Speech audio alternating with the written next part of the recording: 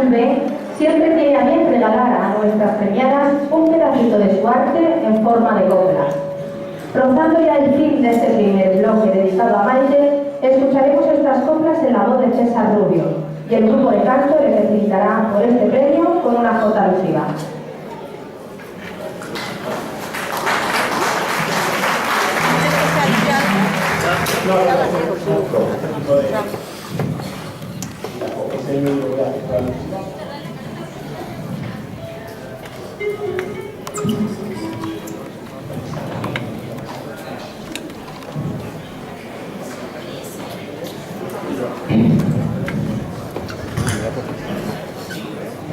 Bueno, Antonio Pulve, hubiera querido estar aquí, tiene una gran amistad y un gran afecto por ella. Pero se han mandado sus obras, como siempre, tanto para ella como para Maite.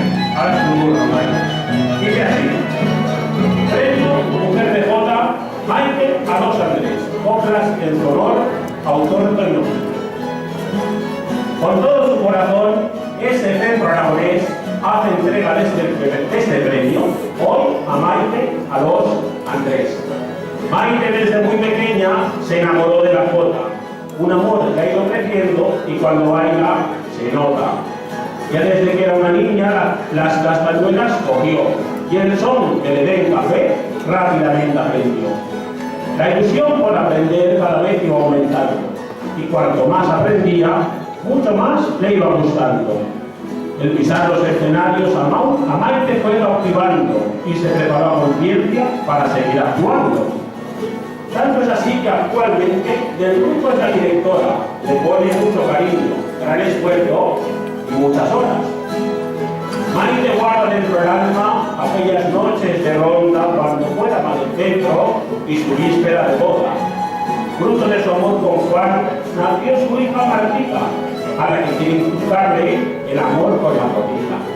Cuando una mujer de jota, cuando esa mujer es madre, a sus hijos les enseña que nuestra jota es muy grande.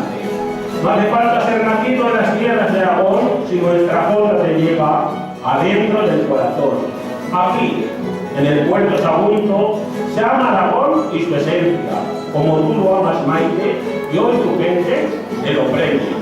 Allá va la despedida. Te doy un beso en mi adiós. Recuerda siempre este día. Disfrútalo, Maite a los.